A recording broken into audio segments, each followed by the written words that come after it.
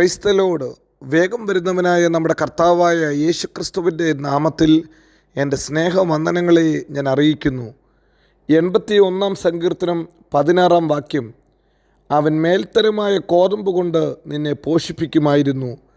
ഞാൻ പാറയിൽ നിന്നുള്ള തേൻ കൊണ്ട് നിനക്ക് തൃപ്തി വരുത്തുമായിരുന്നു. ഹല്ലേലൂയ. പാറയിൽ നിന്നുള്ള തേൻ കൊണ്ട് തൃപ്തി വരുത്തുന്ന ദൈവം. പാറയിൽ നിന്നുള്ള തേന്, ഹല്ലേലൂയ, ദൈവത്തിൻ്റെ മാറ്റമില്ലാത്ത കരുതലിനെ എത്രയോ കാണിക്കുന്നത്. ജീവിതത്തിൻ്റെ പ്രതികൂലത്തിൽ, ജീവിതത്തിൻ്റെ പ്രതിസന്ധിയിലും ദൈവത്തിൻ്റെ മാറ്റമില്ലാത്ത കരുതൽ.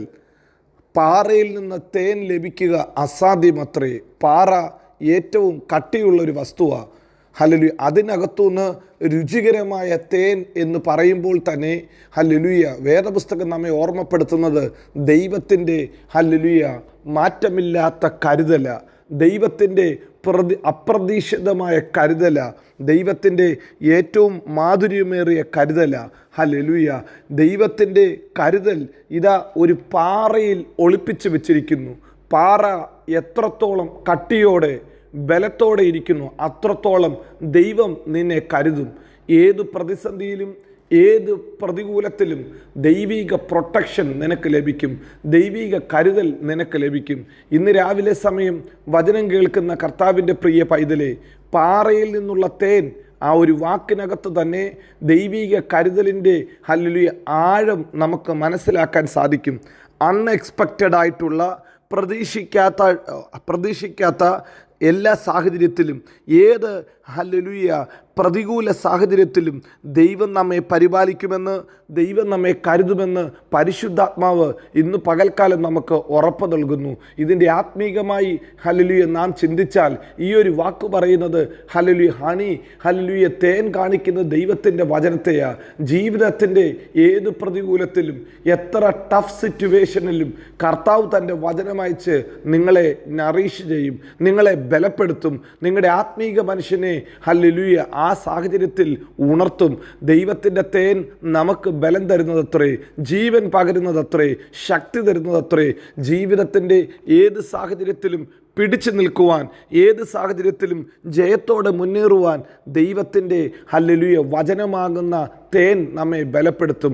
തേനിനകത്ത് ഹല്ലേലൂയ ഒത്തിരി ഹല്ലേലൂയ പോഷകങ്ങൾ ഉള്ളതുപോലെ ദൈവത്തിൻ്റെ വചനത്തിനകത്ത് ജീവനുണ്ട്, സന്തോഷമുണ്ട്, മധുരമുണ്ട്. ഹല്ലേലൂയ നമുക്ക് ജീവനിൽ വേണ്ടതൊക്കെയുമുണ്ട്. അത് ഏറ്റവും വലിയ സമ്പൂർണ്ണതയുള്ള ഹല്ലേലൂയ പുഷ്ടിയുള്ള ഒരു ആഹാരം അത്രേ. അങ്ങനെയെങ്കിൽ ഇന്ന് രാവിലെ തന്നെ പരിശുദ്ധാത്മാവ് അത് ഓർമ്മപ്പെടുത്തുന്നു. ജീവിതത്തിൻ്റെ ഏത് പ്രതികൂലത്തിലും ഏത് പ്രതിസന്ധിയിലും തൻ്റെ ജനത്തെ ഹല്ലേലൂയ പോഷിപ്പിക്കുവാൻ, പോറ്റിപ്പുലർത്തുവാൻ ദൈവം മതിയായവനത്രേ. ദൈവിക സമൃദ്ധിയെ അത് കാണിക്കുന്നത്. അതുകൊണ്ടാണ് വേദപുസ്തകത്തിൽ പലയിടത്തും ഇങ്ങനെ പറയുന്നത്, ഞാൻ നിങ്ങളെ പാലും തേനും ഒഴുകുന്ന ദേശത്തേക്ക് കൊണ്ടുപോകുമെന്ന്. പാലും തേനും ഒഴുകുന്ന ദേശം, അത് ദൈവിക സമൃദ്ധിയാണ് കാണിക്കുന്നത്. ഹല്ലേലൂയ. ഇവിടെ സങ്കീർത്തനക്കാരൻ ആസാഫിലൂടെ ഹല്ലേലൂയ ആസാഫ് ഹല്ലേലൂയ ഇങ്ങനെ വിളിച്ചു പറയുന്നു. ഹല്ലേലൂയ. സങ്കീർത്തനക്കാരനായ ആസാഫ് പറയുന്നത്, എന്നാൽ ഞാൻ നിങ്ങൾക്ക് പാറയിൽ നിന്നുള്ള തേൻ കൊണ്ട് തൃപ്തി തരും, പാറയിൽ നിന്നുള്ള തേൻ കൊണ്ട് തൃപ്തി തരും. ദൈവത്തിൻ്റെ പദ്ധതി അതാ, ദൈവത്തിൻ്റെ ജനത്തിന് തൃപ്തി കൊടുക്കുക, അതും പാറയിൽ നിന്നുള്ള തേൻ. നമ്മുടെ പ്രതീക്ഷയ്ക്കപ്പുറത്ത്, കണക്കുകൂട്ടലിനപ്പുറത്ത് നന്മ തരാൻ ദൈവം വിശ്വസ്തൻ. പക്ഷേ സങ്കീർത്തനക്കാരൻ പറയുന്ന 3 കാര്യങ്ങൾ ഇന്ന് പകൽക്കാലം നമുക്ക് ശ്രദ്ധിക്കാം. ഒന്ന്, നമ്മുടെ ദൈവമായ, നമ്മുടെ ബലമായ ദൈവത്തിന് ഘോഷിപ്പീൻ. ദൈവത്തെ നാം ഒന്ന് ആരാധിക്കണം. ദൈവത്തിന് ഹല്ലേലൂയ നമ്മുടെ ശബ്ദം ഉയർത്തി ദൈവത്തെ ആരാധിക്കണം. വേദപുസ്തകം പറയുന്നത് ഇസ്രായേലിനൊരു ചട്ടമാണ്, ഇസ്രായേലിൻ്റെ ജീവിതത്തിൻ്റെ ശൈലിയാണ്.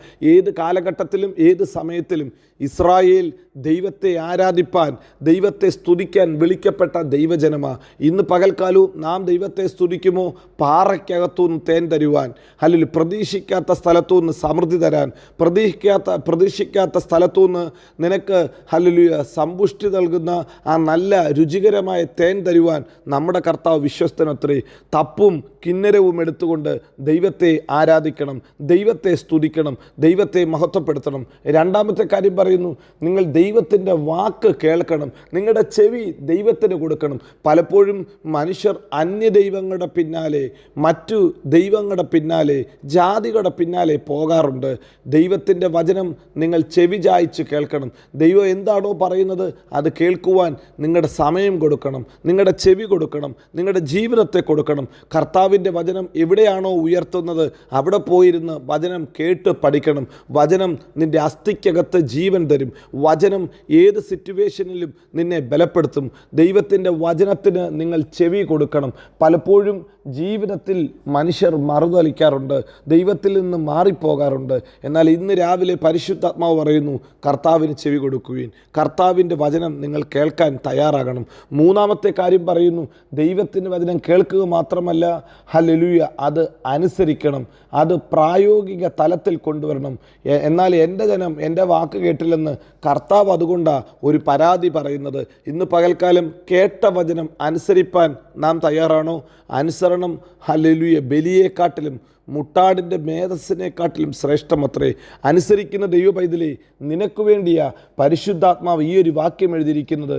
ദൈവത്തെ ആരാധിക്കുന്ന, ദൈവത്തിന് ചെവി കൊടുക്കുന്ന, ദൈവത്തെ ഹല്ലേലൂയ അനുസരിക്കുന്ന ദൈവ പൈതലേ, നിനക്ക് വേണ്ടി പാറയിൽ നിന്നുള്ള തേൻ ദൈവം ഹല്ലേലൂയ ഉണ്ടാക്കിത്തരും. പാറയിൽ നിന്നുള്ള തേൻ തന്ന് നിന്നെ ബലപ്പെടുത്തും. പാറയിൽ നിന്നുള്ള തേൻ കൊണ്ട് നിനക്ക് പുഷ്ടി തരും. പാറയിൽ നിന്നുള്ള തേൻ കൊണ്ട് നിനക്ക് തൃപ്തി തരും. ഇന്ന് പകൽക്കാലം ആ കർത്താവിനെ നമുക്ക് ആരാധിക്കാം. ഇങ്ങനെ കരുതുന്ന ഒരു ദൈവം നമുക്കുണ്ടെന്ന്, ഇങ്ങനെ കൊണ്ടുവരുന്ന ഒരു ദൈവം നമുക്കുണ്ടെന്ന്, ഇങ്ങനെ കരത്തിൽ വഹിക്കുന്ന ഒരു ദൈവമുണ്ടെന്ന് തിരിച്ചറിഞ്ഞ് അവനെ ആരാധിക്കാം, അവന് ചെവി കൊടുക്കാം, അവൻ്റെ വചനത്തെ നമുക്ക് അനുസരിക്കാം. അവൻ വിശ്വസ്തൻ, വാക്കുമാറാത്തവൻ, നമ്മെ എല്ലായിടത്തും എല്ലായ്പ്പോഴും ക്രിസ്തയേശുവിൽ ജയോത്സവമാക്കി നടത്തും. God bless you. Amen, amen.